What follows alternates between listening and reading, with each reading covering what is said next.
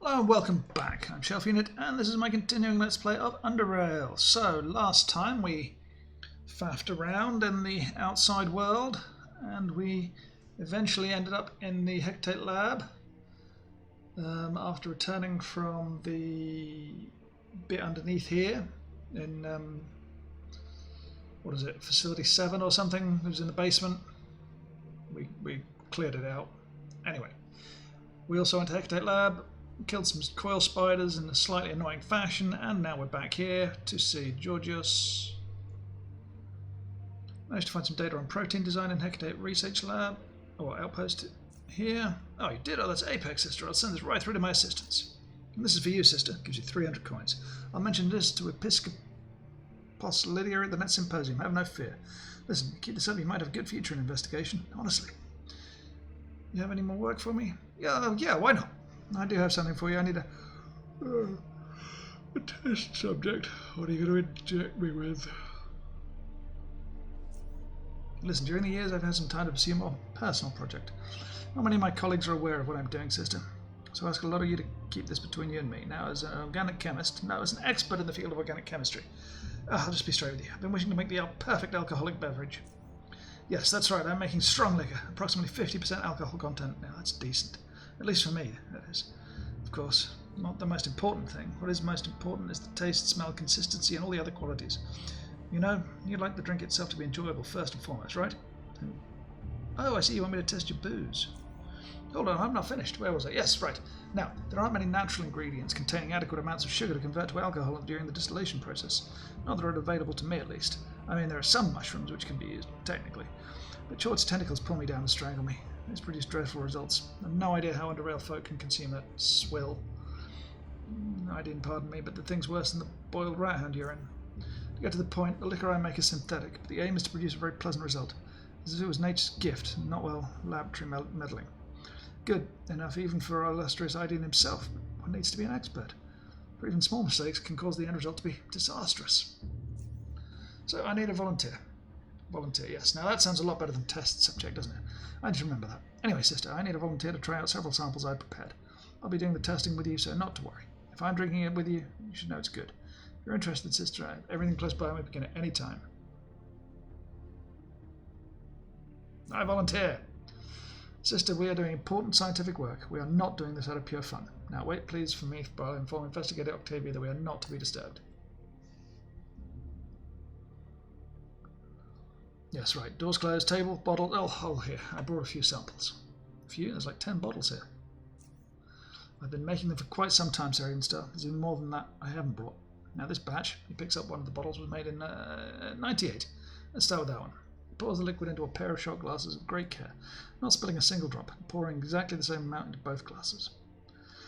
Then he carefully closes the bottle, puts it aside, and then gives you one of the glasses whilst keeping the other for himself. There. Smell it first and tell me what you think. By the way, you never told me what you call this drink. Alka-Synth. I thought of different names before, but this one's pure, simple and precise. Now smell it and tell me what you think. Smell the drink. Cautiously smell the drink. The scent is smooth and pleasant with a slightly sweet flowery note, at least reminiscent of the flowers that you have had a chance to smell. In addition, it gently tickles your nose without allowing the strong, spirity smell to overpower it and make it reek like cheap hooch. All in all, you find it pleasing. I like it. It possesses a very smooth and flowery scent. Very nice. Apex, I'm glad you like it. I agree with your assessment completely. Now let's taste it. Take a small sip. As you take the small sip, you immediately feel a warm sensation flowing down your throat and ending somewhere around your chest area, lasting a short period of time before going away. The taste is robust, rich, and has that smoothly, mildly sweet flavour you expected after smelling it. Still, it's unmistakably a strong drink, packing quite a punch in its relatively mild taste. Could easily fool someone into having too much. Georgios puts his hand on his chest and downs the drink in a single go. Oh, good stuff. Very good. What did you think of it? Well, judging by the exquisite smell, I expected much from the taste then. I wasn't disappointed. Very good. Apex, I'm very glad you like the taste of that one. I hope you like the next sample just as well. Let's move on. He pours 2 more glasses from the next bottle. Now, Sir Star, I took great pride in this batch when I first made it in the year 89. By the chort, that was a long time ago. Nowadays, I feel it's a bit... No, saying it would influence your opinion. Try it first and then we'll talk. So smell it first. He inhales with a smile on his face. Oh, good. And then he places his hand on his heart and downs the drink in one gulp. Smell the drink. Seems the smooth and flowery smell of the previous sample tricked you into thinking this one too will gently caress your nose, but instead you experienced an olfactory genocide. As it creeps through your nasal cavities, it dazes you like a potent drug, blurring your vision for a moment and making your head feel as if two trains went through your nostrils and collided in your skull. And you haven't even tasted the thing yet. Better take it easy. As time flies and your bloodstream becomes less blood and more alcohol, you start losing your senses of taste and smell and sight and balance. Even the familiar voice inside your head becomes a little bit more difficult to follow. Yes. George's dances shot and looks at you approximately. Short, magnificent, that one's good. Oh, what do you say? You feel absolutely nothing. I don't feel anything. You're just right. Drink it. Take the shot. You seem unable to taste anything. I have no opinion of this particular sample. I suggest we just move on to the next one. No, you must have an opinion. I made this for the 91st anniversary of Chortism, and it was a good batch. You know how much I love Chort, and I did, and all my brothers and sisters, but unfortunately they didn't get a chance to taste it. Can I ask you a question? Yes, ask. Why did you choose me, Sir Edenstar, me? Drink with you. There is a good reason for that. You see, I'm cursed by my position, you know. I'm the head of this department and respected investigator. I've asked people to try some of the liquor I make and tell me what they thought. And they all said it's Apex. But I know they wouldn't tell me the truth. So, like, how do you tell a principal investigator what he made with love is bad? Indeed, it was bad. How? Does Harry even start? Yes. I mean, the other two principal directors, very strange stuff. They're always honest and help me with tasting the samples, but I simply needed someone who didn't know me for so long. And you came along, and I needed valid, unbiased feedback. Yes. I suddenly feel so tired. I have something to tell you, George. I'm listening.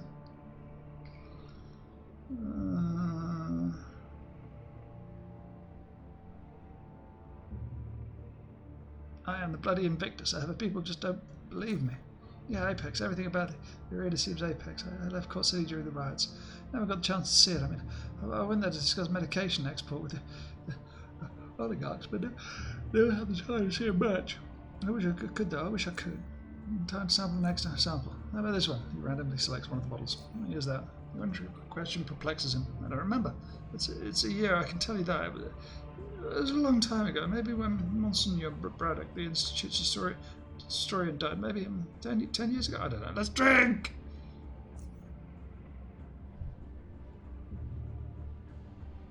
I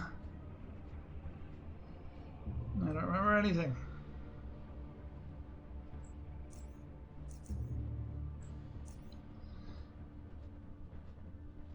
Okay, well, we got 2 XPs for the last one.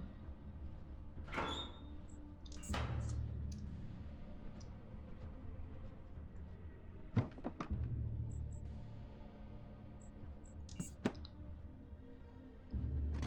take all of this stuff. What is you? Incendiary collector, huh? 5 empty bottles. Do I have all my stuff? Yes. Yes, I do.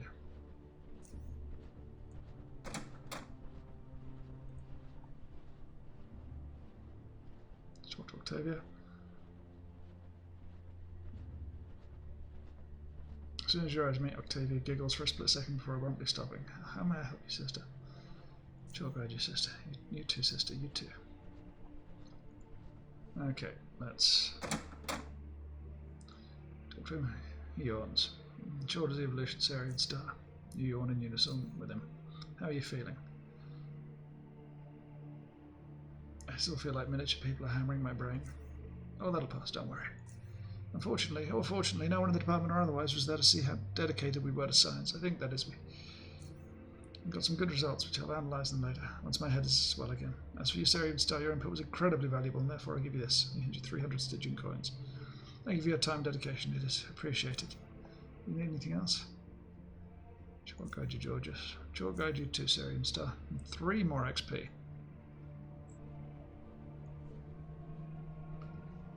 She lowers her face mask. Yes, sister. You just giggled then. Why? I don't know what you mean, sister. I really don't. You do giggle. I saw you. Don't try to lie to me. She lowers her head and starts laughing silently. She tries to stop but is unable to. Is this about the alcoholic beverage quality control test principal investigator and I performed? She barely controls herself not to burst out laughing. The words quality control test seem to have made it even more difficult for her. You patiently wait for her to get hold of herself, and after she does so, she wipes the tears from her eyes, and finally met with an answer. You... She takes a deep breath. Yes, yes it is. We were doing important scientific work over there. I don't see what's funny about it. Did I do something that you find so funny during that time, perhaps? Well, no one was in the lab during that time. You did all the important scientific work. She almost laughs, but manages to control it. And when I returned to the lab, I was the first one here, by the way, and I saw you. You saw me? I saw you running around the lab with your pants over your head and an empty bottle in your hand. The funniest expression I've ever seen in my life. It's like you were angry and happy and smelled something bad at the same time. Magnificent, short. It was hilarious. Then you saw me watching you, and you pulled the pants from your head very, very slowly, all the while staring at me like a confused cat. Then you slowly walked backwards with your pants and the bottle in your hands and went to bed. To sleep. You went to sleep. She finally bursts out laughing. I'm sorry, I was so funny. Looks like I had a lot of fun. Looks like you did. Excellent. Well, now that I know what happened, let's change the subject. Right. Do I have anything? Actually, I do. Ooh, graphite is counts as a chemical, apparently. As does acid. It'll do. It'll do. So we did that. Now, before I go anywhere else in the Institute, let's go to Forsaken Island again.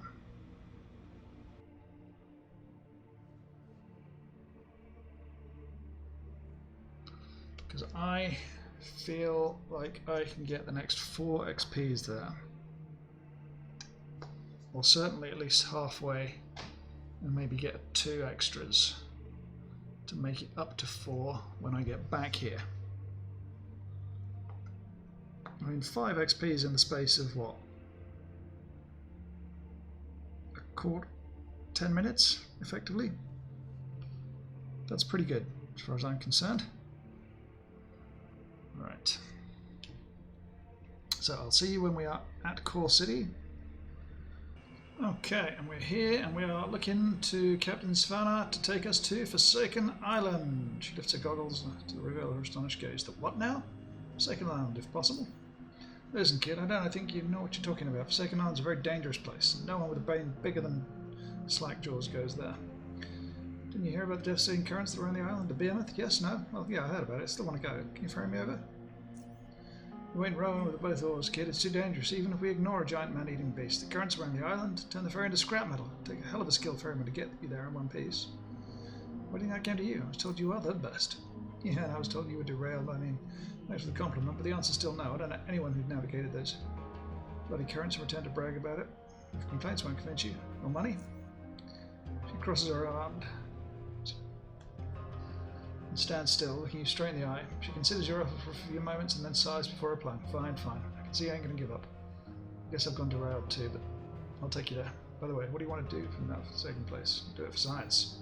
Yep, derailed as a lunatic, rowing with half an oar. Whatever the case, kid, I'm going to charge you 400 for the trip. That's non-negotiable. It's risky, it's dangerous, but if we do make it out of there alive, at least I want to show something for it. Buy myself something nice. Fix up the boat, yeah. Let's roll.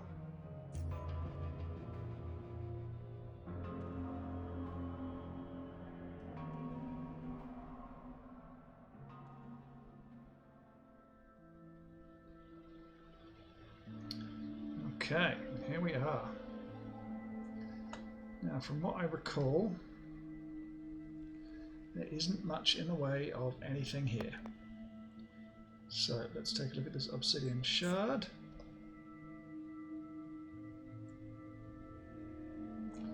Now there are roars,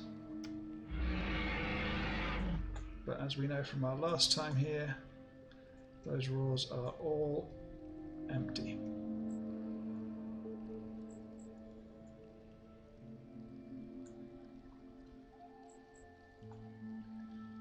there is quite literally nothing here.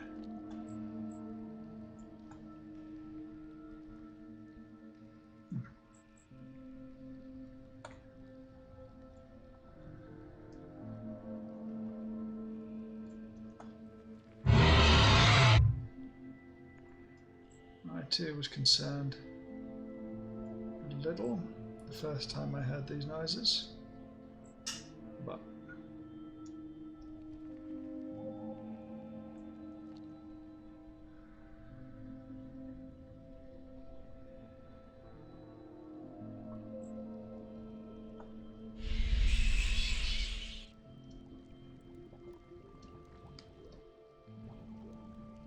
okay.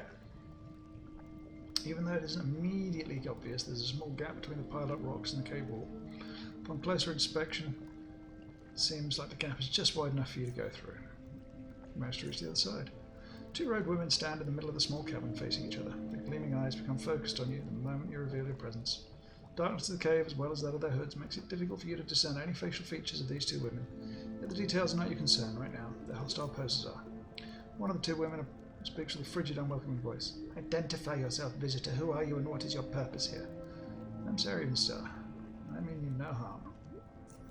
Two women exchange looks, but not words. A short glance is all it takes for them to know what the other one is thinking, it seems. Sir Evenstar, I am Adria, and this is my sister Beatrice. Your purpose here, Sir Evenstar?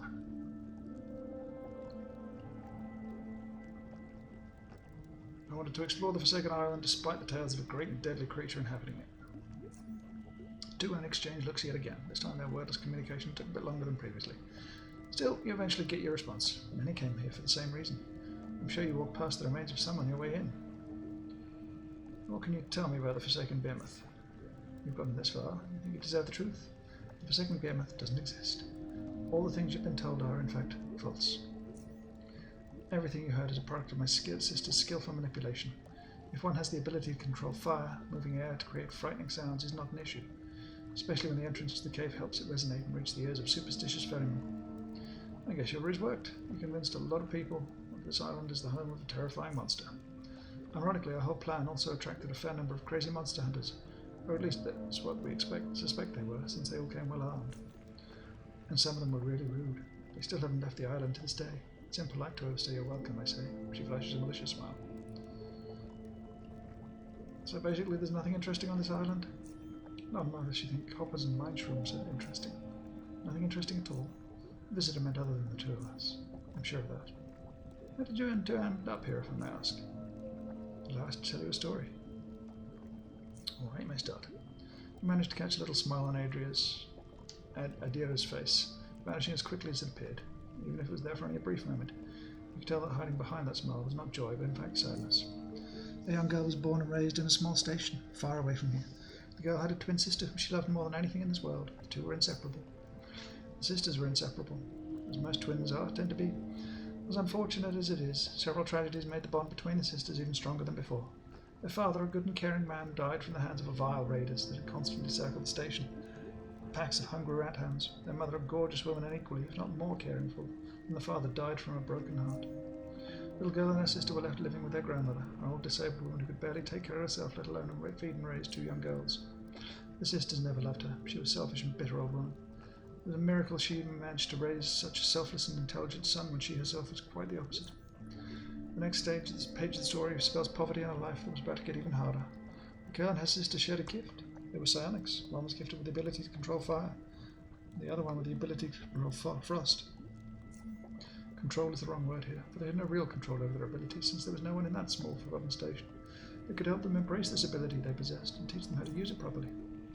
Accidental fires, flying ice spikes, and the occasional frozen doorknob quickly raised the whole station to its feet.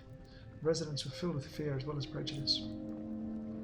The sisters were scared too. They didn't want to hurt anyone, and they tried not to. It was a true horror. There was no one to guide them, show them the right way to innovate and use their abilities. No one to help them. All they got were low looks of fear and prejudice, even hatred. Even their grandmother proved even more useless and selfish than what the girls had originally thought. Fear overcame the simple-minded. The girls were forced to live in fear of their evil powers, hurting the community. The grandmother had a pseudo-wise explanation which, at least in her own distorted mind, justified such actions. The sisters were given some money, some clothes, some food, and were told to go to Core City. There, someone could help them, perhaps. Nonsense. The capital of decadence, tore apart by rioters, was luckily not the destination of the Little Sisters. They were sick of people, of the whole treacherous human race. The bastards, inconsiderate walking piles of rat-hand excrement, threw us out, forced us out, like we weren't even human beings. If we'd been eaten by rabid animals right outside the station, they wouldn't have cared one stinking bit. They got rid of us. We were not their problem anymore, and that's all they cared about. She gives her sister a short glance. Naturally, any place untainted by humans was the best place for the Little Sisters to settle. Not only that, but it had to be difficult for anyone to reach this place. Little girls tried to find a ferryman to take them to the Forsaken Island. An island surrounded by dangerous currents that had doomed a vast number of unfortunate boats in the past, and was often avoided. There was no one willing to take them there. They had to steal their ride. The island offered them a life of isolation and sufficient resources to survive. They grew up, and many years later they eventually mastered their cursed gifts. They sought and gained control over their abilities that were a burden up to that point. In the end, they only needed each other in life. Through joint effort, they managed to survive through everything. And to this day, their bond is stronger than ever, and so are their powers. That was a really sad story. Some people are small-minded, as you said. Who needs those bastards? Well, what's done is done. It's all in the past now. Oh, I still hate them to this day. I wish nothing, Beatrice. Let them be. She sighs. Yes, sister, I'll leave them be. Both of them fall silent. They seem to have drifted off, perhaps somewhere back in the past. Have you ever left this island after you came here? No. No, why would we do that? We don't need anything from the outside world. We have everything we need right here. We do to pass the time. Besides fishing, picking mushrooms, and hunting hoppers. I like creating ice sculptures. I enjoy creating dancing flames of various shapes and sizes. We come up with interesting tales. Or just meditate, or practice our skills. Life here is not as boring as one might think. Trust us. Oh, I have to be leaving now. Goodbye. Where do you think you're going?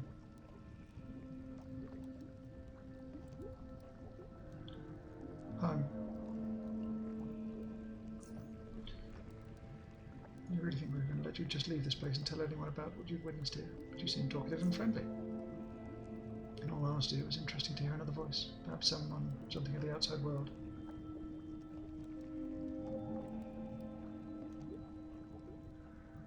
Not that it matters much. In the end, we can't let you get out of here alive.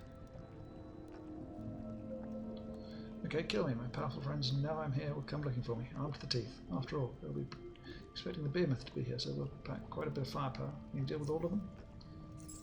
Oh boy. Still, I should.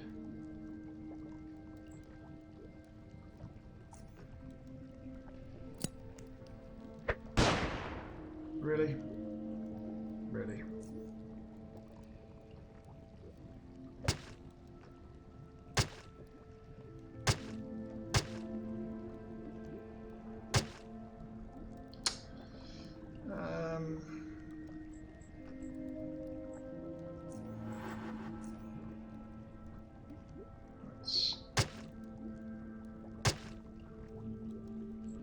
Gonna have to be a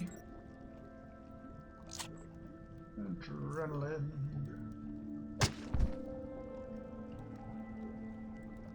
She is killable straight away. Excellent. Okay, well, that worked out nicely. I'll take it all. 10 to 17. It's not very good.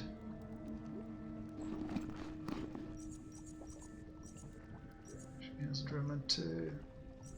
Take the beakers. Let's have a look in a crate. Nothing of interest there. I'll take the flares. I'll take it. It's not the worst. It's not the best either by a long shot. Caltrops I will take.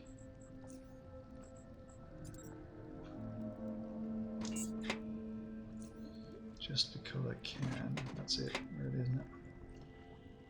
And the box. Ooh. Hacking, quite a good big hack as well.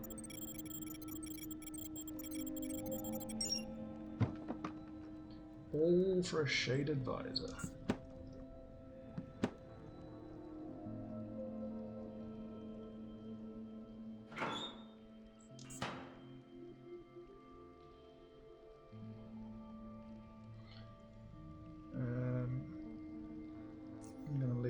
there for a second.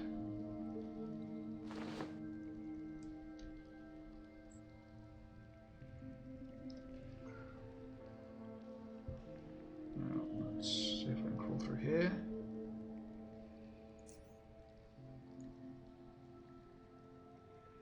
Oh!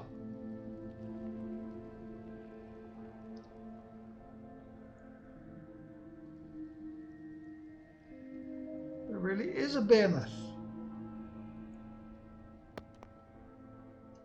Fossilized claw. 3 points of experience.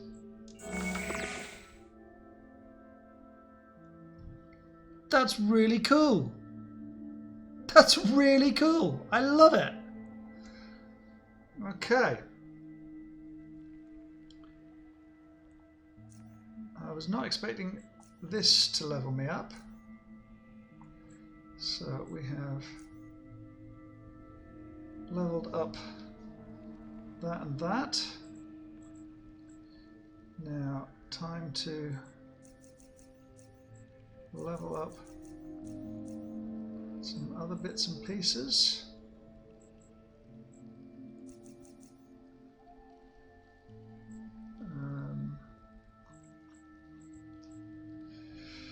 Do I want to put any more into throwing?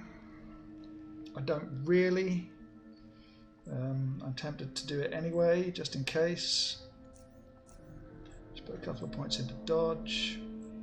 Don't think I need any more in the way of hacking and lockpicking.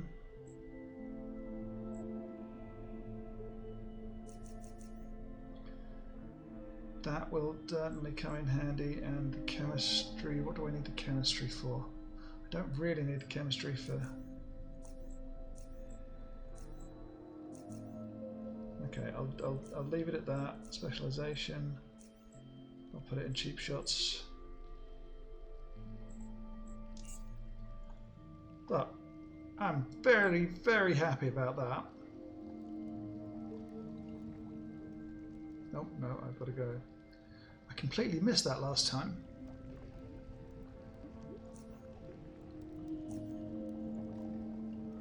Completely missed that last time. But I'm so glad that I saw it this time. I think I missed it last time anyway.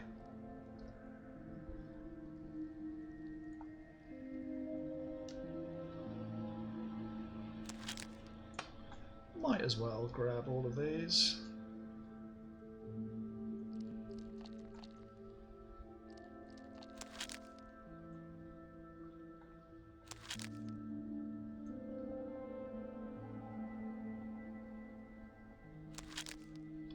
I mean, there's no reason not to grab them.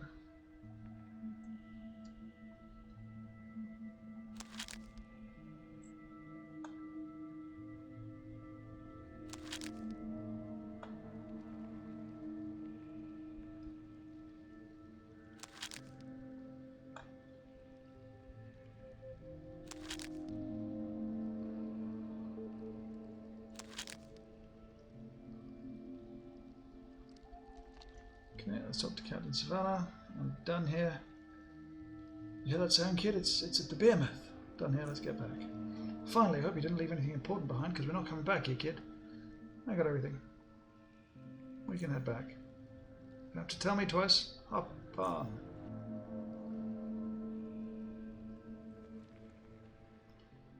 Okay. Let's process plants just quickly.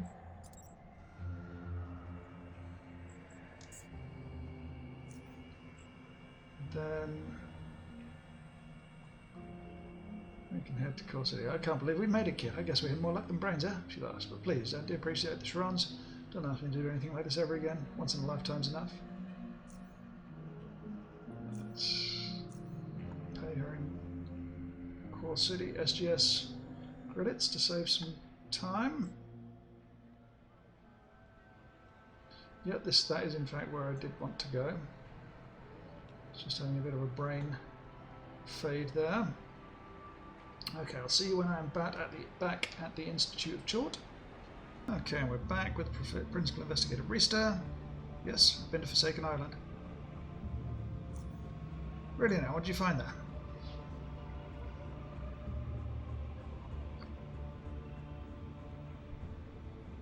I found 2 women living alone on the island, and whilst there is no living monster, I found something almost as good.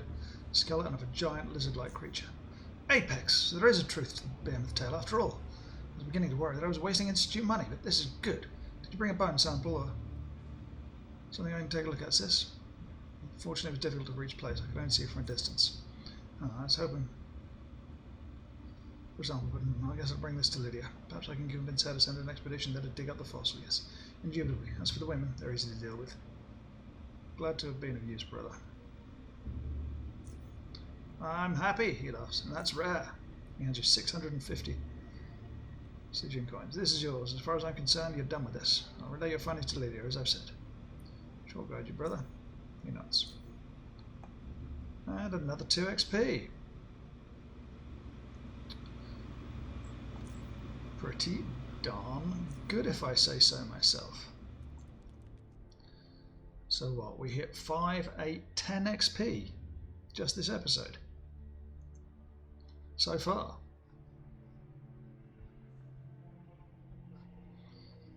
Oh, a young woman approaches you, fully wrapped in shortest road, even her hands. Only her pale face remains revealed. She looks at you and smiles shyly before speaking with a soft and fragile-sounding voice. Sarah Edenstar, I'm glad I found you. Chort is evolution. Evolution is Chort. What do you need, sister? I was instructed to find you and tell you that Her Eminence Episcopops Lydia seeks an audience with you. You should go to her office as soon as you're able to. Where is her office exactly? Climb the staircase going up from the main hall, and then take another set of stairs which lie behind the double doors on the right in front of you. Once you've reached the top, you'll find Her Eminence's office to the right of the stairs, once just ascended. Alternatively, you can take the stairs from Preservation, which will lead you to the same place. Sure guide you, sister. So, I think that's up here.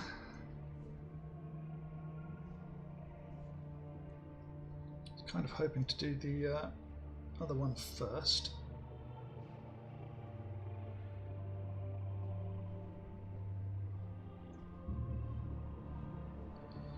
But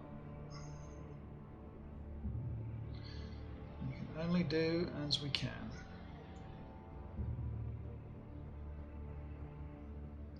Okay, let's quick save.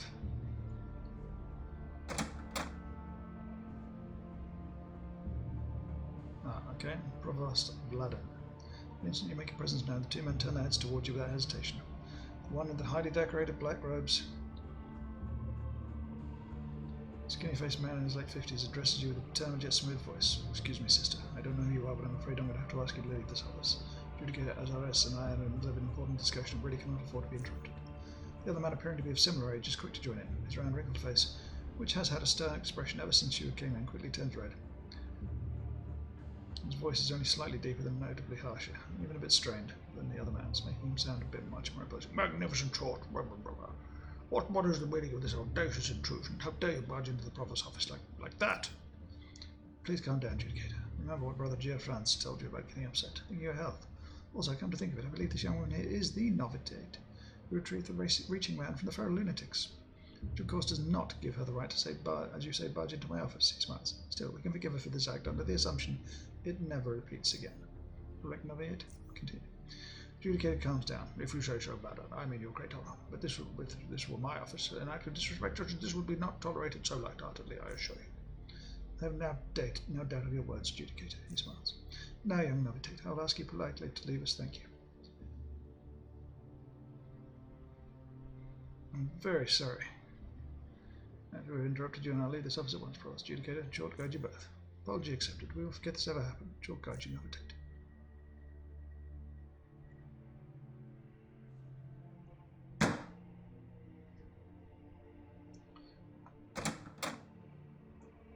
Okay, let's get out. Quick save. Pop back in.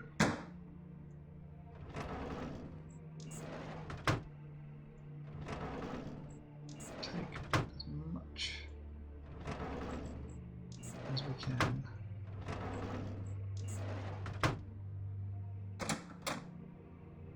And then get out.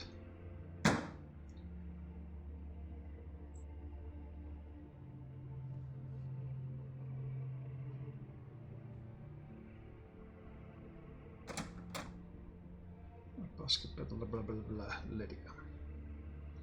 What do I have in my 176? Okay. You come to a slim middle-aged woman who welcomes you up to her office with an indistinct gaze, whilst her attractive face, marked by prominent green eyes, has an even, almost wrinkle-free appearance. Her loose, deeply lined neck is an honest indicator of her true age. Her voice is calm and collected, and only slightly rough on the edges.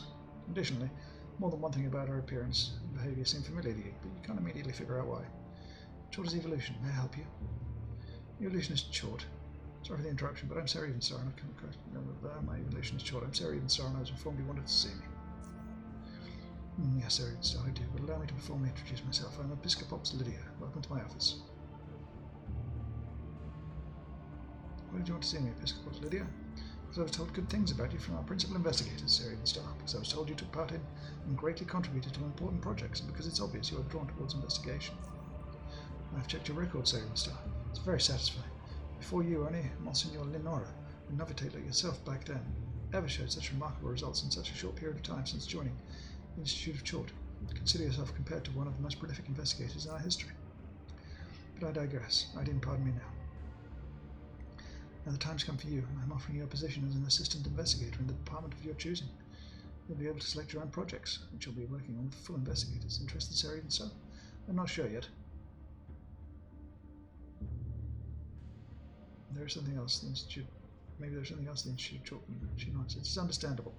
Sarah Evenstar, think it through. Should you change your mind and decide that you wish to become an assistant investigator, speak to His Illustriousness. I didn't. After that, it's only a matter of paperwork.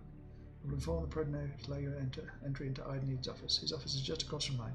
Not keep him waiting, Sarah Evenstar. Thank you very much for your time, Eminence. Are there any further questions? I'll leave you now. Your Eminence, Chort guide you. Chort guide you, sister. Okay, well that's handy and nice. Now I can get in here as well and take all of these things. Ah. First,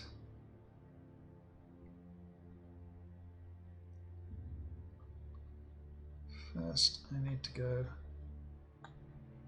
down here.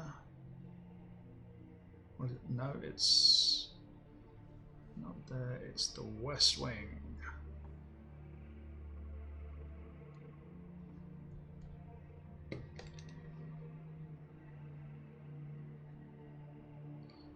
Now,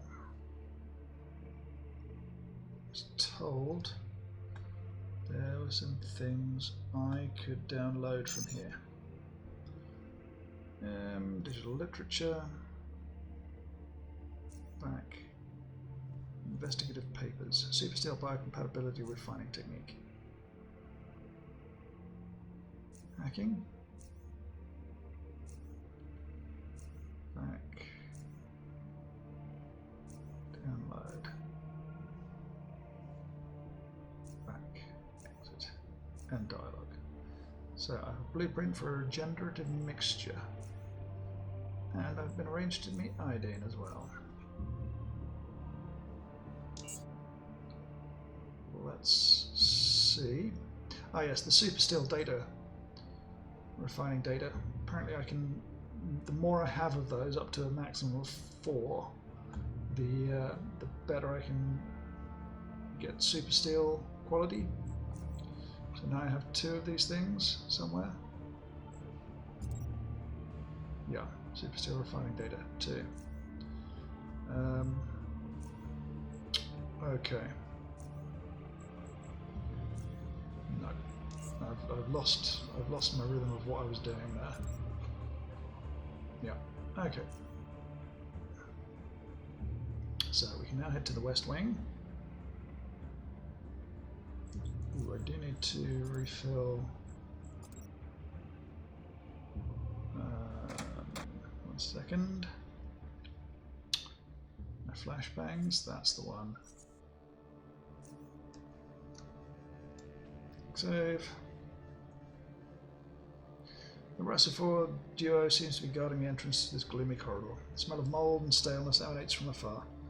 A few lit flares thrown around do nothing to ease the feeling of consuming darkness dwelling at the end of the hallway. You're stopped by the female Russellford, and the conversation begins with an already anticipated warning. Stop, sister. This is the Institute's West Wing, and I highly recommend turning around and going back, unless of course you have a death wish. Judy calls me from the darker end of the hallway, sister. Make chalk guide you back to us. So this vase will hold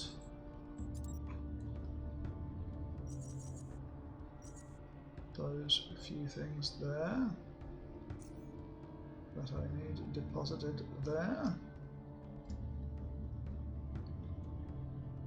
So let's, where's the vase? There's the vase. Throwing knives, some bullets. Might actually use some throwing knives here.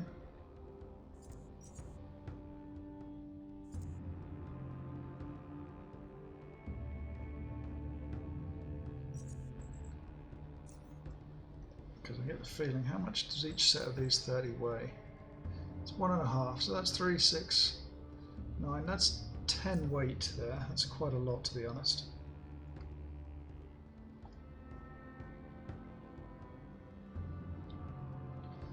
Let's see if we can find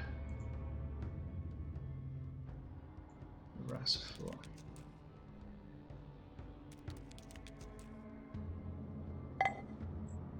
So I know there are coil spiders around this area.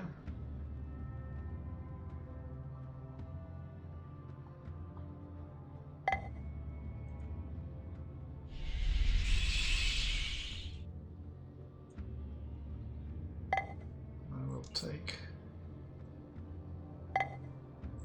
everything these vases are offering me.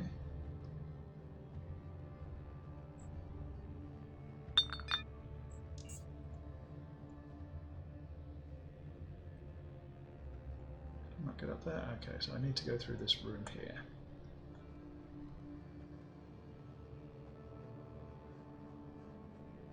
And this is the door to that area.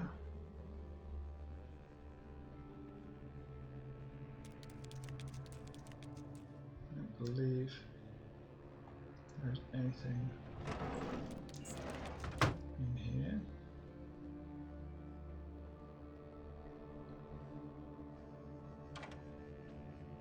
Picking up 80.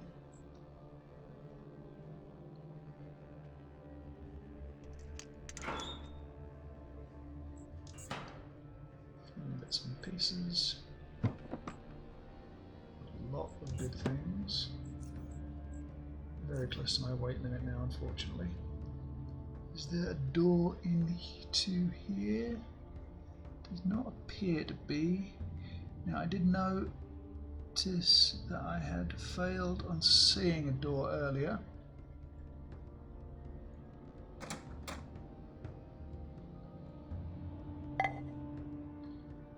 Take all. Right, I'm going to say this is an episode. Next time we will go up and down these areas, but for now I'm just going to dump some weight off and I shall see you next time. So thank you ever so much for watching. If you enjoyed, please subscribe. If not, don't worry about it. Thank you again, and I will see you next time. Goodbye.